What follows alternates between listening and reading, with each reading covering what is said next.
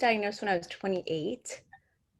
I think most women are not diagnosed or diagnosed later, or at least from my generation. I'm from the 80s.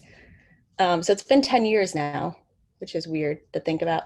I didn't even think about it until my younger cousin, who I have one first cousin, so it's like she's like a sibling almost, was diagnosed. And I was like, no way, you don't have it. And then I was reading about the symptoms and I was like, I think I have it, which I have to take a step back and say, I have a master's in counseling. So it sounds kind of weird. Like, how did I not know what the symptoms were? But I worked in the emergency department.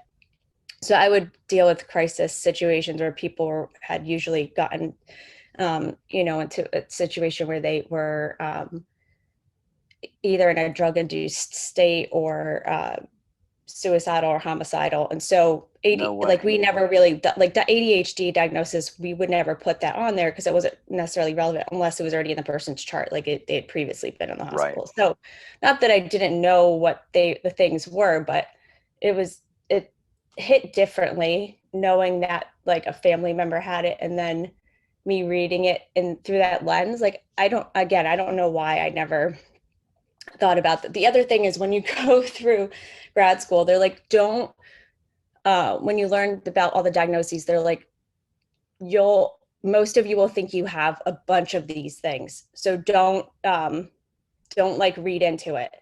Right. So, everything's on a spectrum or whatever. So then you also, when you do first learn about things, you're like, oh, I've already been told by my professor, I can't possibly have this. So I'll just table that for now, which is kind of funny.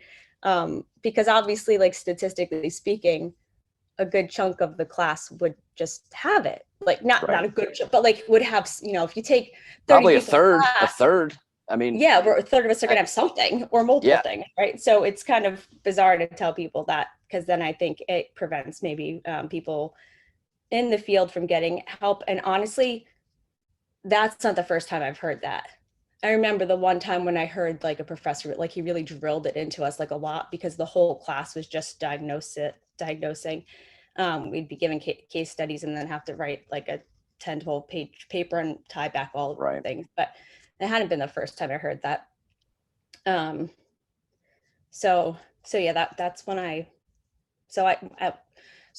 my cousin was diagnosed, I actually like read about it and was like, whatever, I might have it, but I still didn't get diagnosed right away.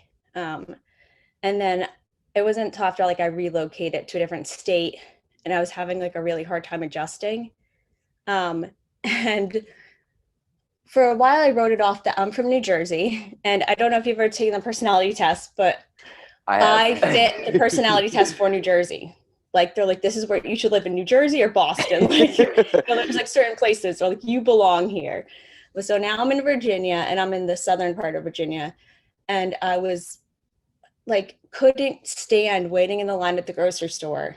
Right. In between like my short lunch break, which I would try to sometimes run into, and then have people just talking on the checkout, except like the cashier would also just be talking and stop working. I'm like, I know. Oh my God, that is so funny. That is so, do you not hate that beyond anything? I've never seen it up north. People keep moving up north. Down here, they're like, oh, but what are you in the rush for? Like, do you want to relax? I'm like, yeah, but not in a grocery store. Right. But like why does this have to be where I relax? They tell their whole fucking life story. Like, I'm like, keep scanning while you talk. Just move over a little bit. Like, that is okay. That I relate to, because every single time someone pulls out their checkbook at the grocery store, I'm like, oh, I can't believe they still take them. No, yeah. I'm like, now we have to scan it. Now we have to go. Oh, Jesus, this is awful. Yeah. So I totally get that. And then the bank like they like took my deposit and put it in someone else's account.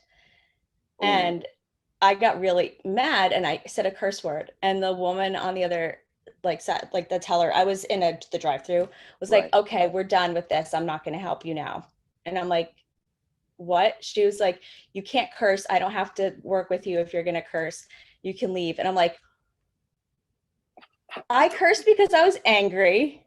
you gave someone else my money, and Right. that's just the end of the conversation because I cursed. So these things kept happening. I'm like, maybe I like revisited the whole thing, and I'm like, this that those some of those behaviors that aren't related necessarily to like the traditional studying thing, but the patience aspect.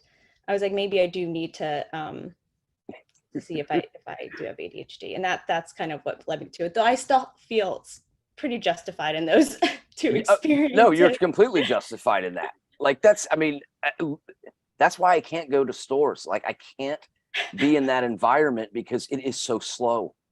Yeah. Like they can't just like you were saying, scan the shit and move on. Yeah. Like they can't do it. I freak out in those environments. Like unless it's Christmas. Christmas is okay because everyone's in a good mood because they're buying gifts for other people and all that. But if it's not Christmas, I cannot go into a store. Like I cannot do it because it is so lethargic. And I feel like I'm wasting time. Mm-hmm. I feel like with every minute that goes by when someone is scanning something or whatever, I'm losing time on something that actually matters in life. Mm-hmm. And that yeah. Way, did you not feel that same? Like, no, yeah. So yeah, when I lived in New Jersey, I had hacks for it, and so I went to grad school and worked full time, and so I had these That's unbelievable drives in between. I did the triangle, I called in, so I had all this driving in between, and I would listen to like MP3s of my textbook while I was driving to study. If I'd get in dead stop traffic, which would happen pretty often in New Jersey, I don't recommend this, and you have to literally be completely stopped. I just want to make that clear. I had flashcards in my car. I guess it's better than people looking at their phones. So, but yeah, I had flashcards, and I would also use my flashcards. I would make really tiny ones and put them in my pants pockets if I got stuck at CVS, because I would always be stuck at CVS. I feel like you could wait like 30 minutes in line at CVS, and usually it's like when you need a prescription, you're like, you have to wait. So you're just like, okay, I just guess I'll stand here for 30 minutes. And so I had literally no time other than to sleep. So if I was standing somewhere, I'd have to study. So that's how I would get around those like time wasting things. Like, yeah. So people that are impatient, such as myself and possibly you, in a grocery store or anything like that, we're usually really successful in other things, like because we do view those things as a waste of time. We put all of our energy into the things that matter, like your business, for example, that apparently is thriving at this. Is that true? yes. So can you talk about that a little bit, because I would love to hear about this business. Okay. So yeah, I have a machine learning and AI company that's focused currently in the fitness space. There's a lot of different ways I could talk about it, but it usually depends on what like the interest is. How hard was it to get this company off the ground? That's all relative, but I would say that I feel like I've had a good fair amount of crap thrown at me in life. And so I always assume things are going to be super ridiculously hard. Right. But if once I decide I'm going to do something, I'm like, I don't care how hard it's going to be. I'm going to do it anyway. Oh my God, preach. God, I love that so much. Because that's whenever someone tells me I can't do something, that's like the first thing I want to do. Yeah. Yeah, I say a lot of startup founders are like, we're all like the same kind of crazy. And I mean that in like a good way. Like because you have to want to put yourself through that, right? You're definitely not going to be the average person. Right. But if you talk to other founders, everybody like gets each other, so to speak, right? And then you feel like less alone in that. But before I started this company, I mean, I have like other companies that weren't startup, like, considered startups that weren't like tech or like all online. I always felt alone in the world, like misplaced. Did you really? Like an alien species or something? You know what I mean? Like in the store, like why does nobody else care that they're wasting their day? Like right. Why does the bank teller think it's okay to lose my money, and then because I curse, I'm automatically like I'm at fault, like that are wasting their, like those things are so absurd to me. But everybody else is like, well, it's like, why can't you just chill out? Well, they accept it. They just accept it as a normal. Fire, yeah. Like, can we try to work together with something? Just chill out. I have like a very strong sense of justice too, which I've learned is ADHD. I love quality. That. Yes. But yeah, if people don't, they're just like, all right, like you're just chill out, lady. And I'm like, how can you chill out? Like, how are you okay with wasting your life in this place?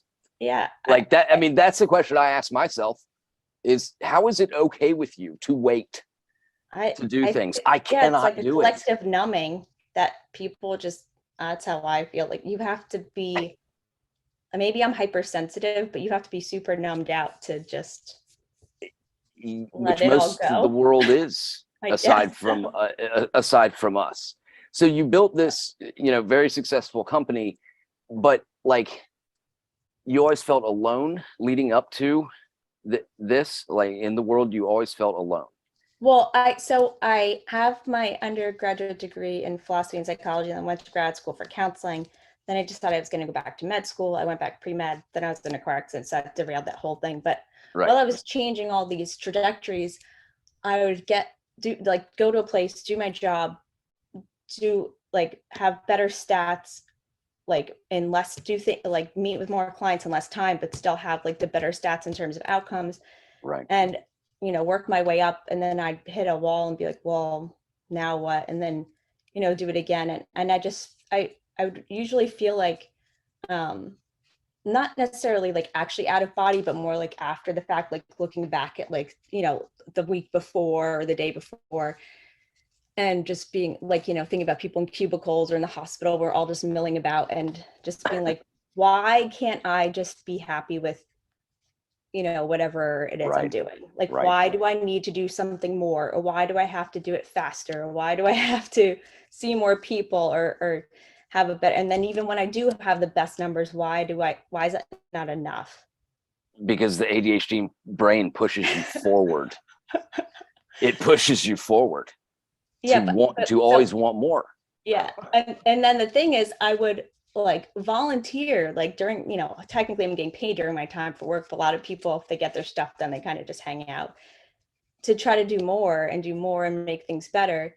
And, you hit like the bureaucracy of like, oh, well, that kind of thing. And I'm just that resignation to just like think, to just keep things like, also never sat with me. I'm like, why don't more people want to improve things, even when like the solution is so blatantly obvious and people agree that it's there, but they just don't want to implement it? Jen, I have to tell you, I don't know if I've resonated more this fast in an episode ever with someone, because solutions are so easy to these problems. They are so easy, but we have to explain it 10 times for someone to take a risk and say, you know what, this might work. And then it works. And they're like, oh yeah, we did it. No, okay. Or they'll just be like, no, but we still don't want to convince other people of it. So we're just going to let things continue to be crap. Is that not weird to you? I can't get. Yeah. Right. Why is that? I don't know. Is it jealousy over the fact that we come up with these things so quick? I guess if you're just numb to how things are, it doesn't seem that bad, but it's like all these little things add up to big things. And then like when we don't have enough money for healthcare for everybody in this country, but you see all the waste and stuff, and there's all these little solutions, it just, I don't know, it hurts to just watch that happen. Like, it I don't know. Does. It does, because we're empathetic towards like everybody, and we know how to fix it, and we can't understand why it's not being fixed, because we know what could work. Mm-hmm. But we can't say it, because then we are ostracized for thinking outside the box or being different or whatever it is, when the bottom line is you need us. So what would you say has been the biggest like struggle with it? Was it not knowing until you were 28 or whatnot?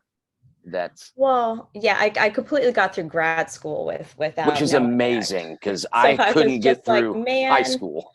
yeah, I hated school. So I had this recurring fear since I was in grade school. I can remember it starting in grade school that like, what if we did have multiple, like this was before I knew about Buddhism or anything, which I actually enjoy a lot of parts of it, meditation. But I had this huge engulfing fear that like if we had to live our lives over and over again, I would have to go to school again and sit through this stuff that I already knew. Oh my God. And it was so painful because I felt like I would get what was being taught right away. And then I was expected to sit there and shut up.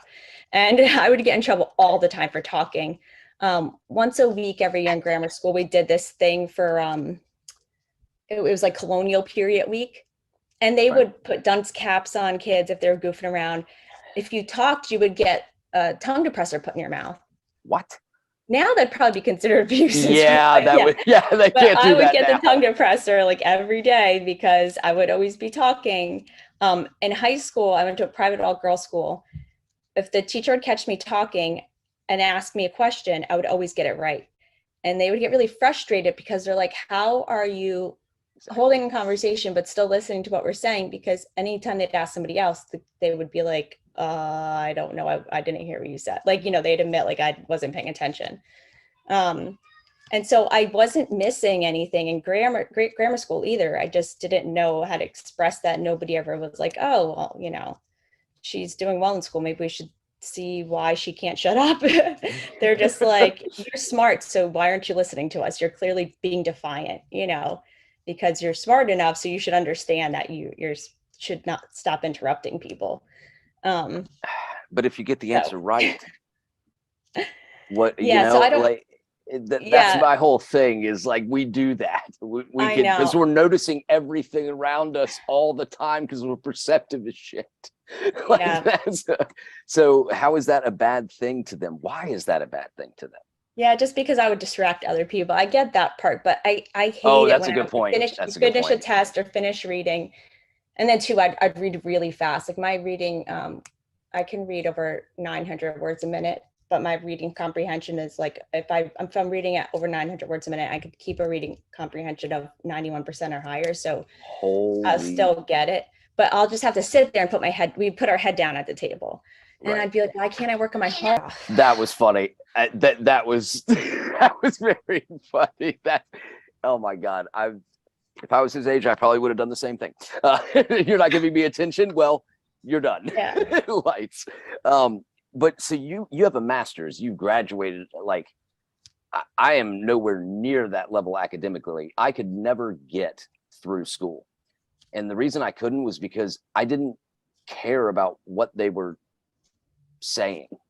So I just completely zoned out until I found something that I really loved. And then it was, okay, now I'm leaving school and going to do what I really love. And I think I'm one of the few ADHD people on earth that's had the same profession at the same job at the same career for 18 years. I work in college football and I love the team. So I just showed up and started working for them. And that was, 18 years. That is amazing. Yeah. And so, but do you think our strengths outweigh our weaknesses if we have the perspective to see the good in us? Yes, but I also want to go back to the school part. I'm so glad that you did that. So glad because it's very interesting because I think this happens a lot with why girls are missed too. We're told we're supposed to act a certain way, right? And so my grandparents raised me since I was 4.5, and my grandparents both went to college and their children didn't. And they made it very clear to me that I needed to go to college and graduate from college. And that was everything that mattered to them. And me and my grandmother would get in arguments a lot because of, she would just very much didn't like my behavior. And I'd be like, well, all my teachers love me, they don't know how you really are. And it's like, I'm a kid, but I knew the one thing that I got praised a lot for was how well I did at school. And it felt like even if my other behaviors, which I didn't know, I didn't understand what was wrong at that point. Like I didn't know what I was doing wrong. I couldn't grasp that. So I guess I kept doing it. At least I could make up for it with my grades and school. So that's how I got acceptance from my family. Got it. That makes complete sense. How I got acceptance was I started latching on to people because I was doing so bad in school that my personality I knew was engaging. I always had a lot of friends, which I never struggled socially, but I struggled significantly in school. So how I made up for the failing in school was to be as social as I could be. And I can't say that it was a bad decision because to this day, I still have the same group of friends from high school that support, they're all neurotypical and they support me in anything that I do, which is an amazing like confidence boost for me. And so like, I can't play that. That's one game I feel like I could never play. Right. I put all my energy into playing the school game. And I put all my energy into playing the social game. Yeah. And this is another. You only do so much. Like at some point, your brain starts to overheat. Like yeah. You're, oh my God. Forcing it to do these things that don't work for you. Like I homeschool my kids, and that's one because like forcing even a neurotypical student to sit in a chair all day is literally absurd and against how isn't that unbelievable? Learn. 8 hours a day. Yeah. So we were talking about after school programs, forget it. And most of the after school programs aren't active. They're more sitting just in a different spot. Right, exactly. So that's amazing that you say that because I really think that I think society is shifting towards like, and because of COVID actually, to more of like, you don't have to sit there for 8 hours. You really don't. And that's why guys with ADHD are overdiagnosed. Girls are underdiagnosed. Mm-hmm. Guys are overdiagnosed because the 12-year-old kid that can't sit in school, sit still in school. I mean, that's not ADHD. That's being 12 years old and sitting in algebra class. Okay. I mean, what kind of torture could that possibly be? But I'm going back to your weakness strength part. Yeah. I don't think they can force you to medicate your child, but they can make your life hell if you don't. Right. And I think my son does have amazing strengths and he can grasp things. Like he does some science topics that are high school level. And I think that by like medicating him, it would reduce his creative and like exploratory capacity to make these connections. Yeah. So I do think his strengths are stronger.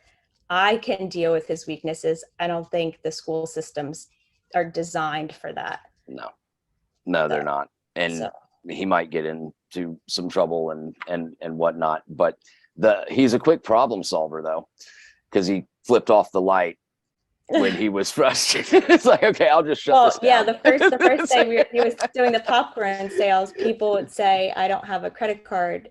Or I don't have cash. And he heard me a couple of times say, we take credit cards. And then somebody said, I don't have a lot of money, which he also responded to, we take credit cards. And I was like, well, that's not, and I was like, no, you know what? That's how our economy works. So that's right. Hilarious. Because he's right. Like he's absolutely right on that. Oh my God. I remember when I got my full-time job, they gave me this credit limit that was higher than what my salary was just because I had no credit until that happened. And then they send me a bill for, $12 at the end of the month. Well, I spent $800. Like how? I was like, I don't have to pay 12. Okay, that's fine. No. And then that spiraled into, so my biggest struggle that's been life altering has been finances.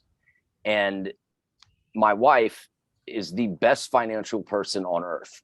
Very neurotypical, so I just said, what you say goes, just handle this because I can't. I can't do it. And I think a lot of people with ADHD, if they can get to the point confidence-wise where they can say, I am not good at this, can you help me? It ends up being a lot better as long as the person that's trying to help them says, okay, yes, I can help you with that, but here's where you can help me. Mm-hmm. I'm not good at this, but you're fucking badass at this. Help me. And then we get that sense of pride. And since every case of ADHD is different, that's why I want to get these people together, is so that we can all talk about our strengths and weaknesses and support each other, because I firmly believe that support with friends, not people like, not psychiatrists, not anything, just people like us, support is going to really affect the outcome, because it builds confidence. And the confidence that you had in social situations to say, you know what, you don't understand me, to hell with you. That's a phenomenal quality to have, because I didn't have that. If someone didn't like me, I was like, why the hell not? I think I'm pretty awesome. So I'd go over and over in my brain. That was your strength, is the ability to separate the people that didn't understand you. But with the ADHD community, especially online and everything, everyone understands what everyone is saying, as different as we are. I think that's a massive advantage to have right now, is a community of people. Yeah, definitely. I think I feel like my college experience, like my undergrad experience, there was a lot of people that I felt like got me, like, and it, it could have just been the classes I was in or luck. But once I went into the workplace, I felt like I couldn't find those people anymore. You know what I mean? It'd go from being like 1 out of 4 people to 1 out of 40 people. Yeah. And so that's what I was like, oh man, if this is adulthood, I am not going to make it. Like, do you think that's because you could read that in the workforce, it's all fake? And then when you're having actual relationships with people, like in a classroom, it's not as fake as, I mean, the workforce is so stupid. Yeah. I'm not a water cooler person. I don't. Neither. I'm so bad at small talk. It's terrible. I don't know. I had to tell my boss when I started, I said, look, I am not going to gossip. I'm not going to sit around the water cooler. When I get there, I'm going straight to what I need to do until that task is completed. And when that task is completed, I'm leaving. Like, because I can't sit here with this BS. Yeah, no, it's like middle school. It is the worst. It literally was like middle school a lot of times, like, because then if you don't, like, oh, what's wrong? Is she above us? And I'm like, well, yes, you are. Back to the line in the grocery store. It's like, but why do I have to engage? Like, why does this have to be my form of entertainment? Like, is it okay if I'm hurting something else? Like, that, Jen, you have made me feel so validated in a lot of my thoughts, especially, I mean, you started out of the gate with the grocery store, because I cannot do it, to the point where, like, every time I would go, I had to buy a scratch off lottery ticket, because I was like, at least give me something that is stimulating in this environment. Yeah. But what would you say ADHD, the biggest benefit to it? And you've already been saying it the whole time. But for you specifically. Yeah, I think it's like, like if you find a passion for something, like for me, I feel like I can really be driven to learn or discover that. And that's been since I was young. I had a lot of different things I'd like, and I drill into it. And then, like there was nothing that could stop me from finding out everything I could about that topic or that concept. And so I think that, like, that drive, and then also being able to make connections between things that seemingly have nothing to do with each other. Those are my 2 superpowers, I would say, if you want to go the superpower route. Oh, no. Well, see, okay. So I do not believe ADHD itself is a superpower. I do believe the person with it, though, is a superhero if given the right tools and a support system. There you go. And superheroes have superpowers, so do the math on that. I think you have to know how to harness your. That's the whole thing. I am pretty outrageous with my over-the-top, personality and whatnot. But I will say that when people are so low, some of the people I've spoken with have been really low, that if they can just meet me in the middle, I'm way up here, they're way down here. We meet in the middle, and then they might have a little bit of confidence to gain some momentum to attack the next day, knowing that who they are is awesome. That's the whole purpose for the aggressive, tone. But I will say that it can be life-threatening. It can be life-altering, actually. I lost a friend to mental health, which is the whole reason for this podcast, actually. My wife's best friend. And she had ADHD, and it wasn't treated. And I made her a promise that I was always going to help, because she and I got along really well, and she felt like she could be herself when she was talking to me. So I'm always going to help. And I'm going to reach out to every single person with ADHD I can. My style's not for everybody, but none of our styles are for everybody. Mm-hmm. It's about putting yourself out there. And speaking of the superhero route, my mom told me I had ADHD when I was 5. I literally knew it. I was bouncing off the walls, but again, I'm a guy, I'm 5, but apparently I had a pretty severe case of it. And so I started medication early. That's my privilege, is that my mom knew, and she researched it relentlessly. She used to make me wear a Superman cape to school. And then when I would get sent home, they would say, because it's not dress code, my mom would go, put that cape back on, go back up there. I don't care how many times you get sent home. And that instilled this confidence in me to where, you know what, if people are going to laugh at you, that's okay. They're also going to love you for being your true self. I think that being different is actually a massive advantage. Who has changed the world that has been normal? Yeah. Has there been anyone that didn't think like we do, that's changed the world for the positive? If nothing bothers you and you're back to the numb to the world, if you're okay with waiting in that line, then what's going to get you the energy to get past, to realize, hey, once you have that spark and you realize the possibilities, you can't contain that. No. And so the people that are just going about kind of like drones, milling about, just doing the same routine over and over again every single day, if we were able to implant that spark in them, they would look at you and see that glimmer in their eye, and they'd be like, oh, I'm out of here. Exactly. Running out of the grocery store in droves, It's 100%. I love that this started with the grocery store, because I'm just gonna keep going back to that. I have a vendetta with the grocery store. But last, I guess, question or whatnot, and this is the hardest question for people to answer.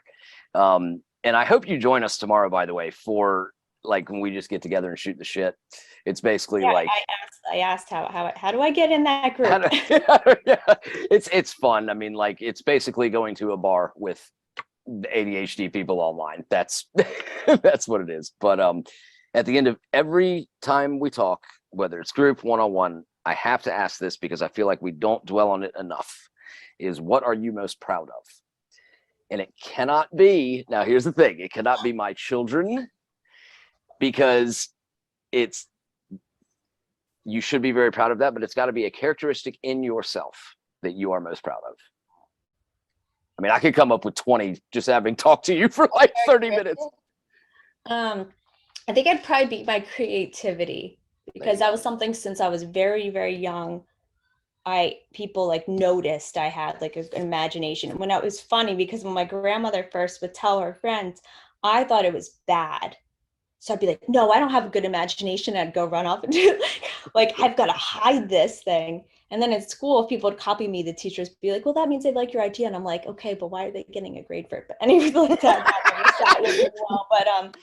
But yeah, all the way up through college, and when I did the fundraising, then I was a student calling manager.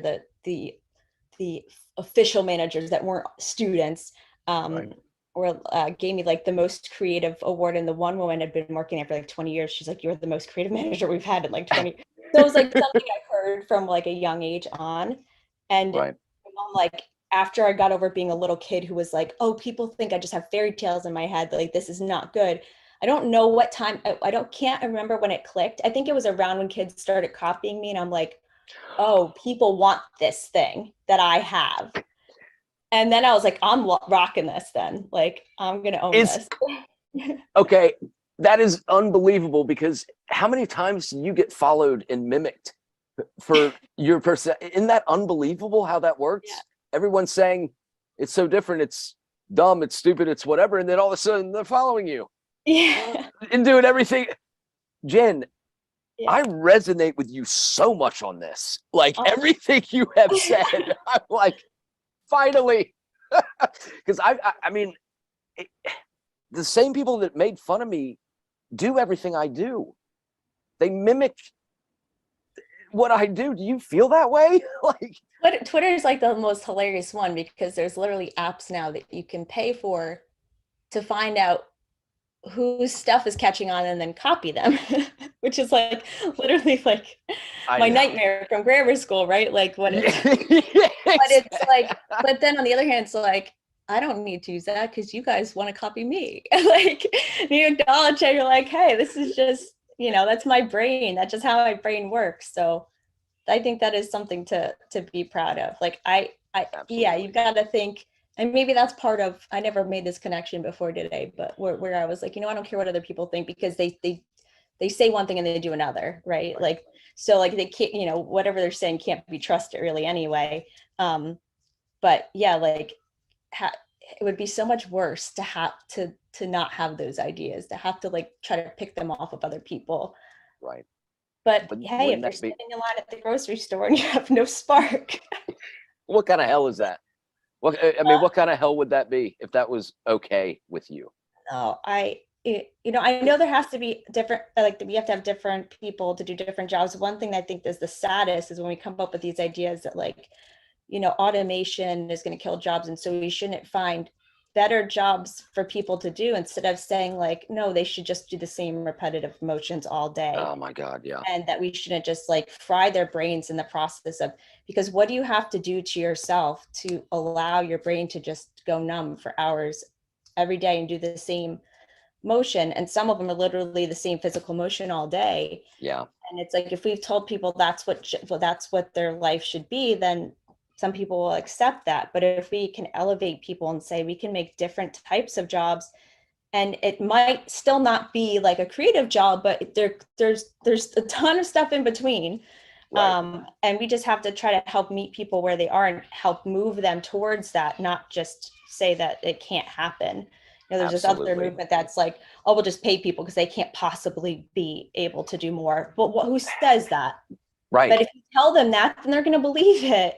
If you keep telling them they're not capable of more, what do you expect people to do? You're shattering their spirit when you tell them that. Yeah. You're literally telling them that their soul doesn't matter. You're just an entity. And there's nothing worse than a shattered spirit. Like that's the saddest thing, you know, on earth. Can I give you a compliment of what I think one of your best qualities is? Sure. You have a focus behind those eyes that I have not seen from anyone I have spoken with. Your focus on what your drive is intense, and I've been told I'm intense before. No, I think it's the greatest thing ever. I love it. You can see just, oh my God, it's because you can see behind your eyes, like you'll be talking, but then there is something going on back here that you are focused on something, like you are driven towards a goal constantly. That is a massive thing. Like, I am honored by this. I thought no one was more driven than I was at this. You have beaten me today on that. So this has been more than a pleasure, and I cannot thank you enough.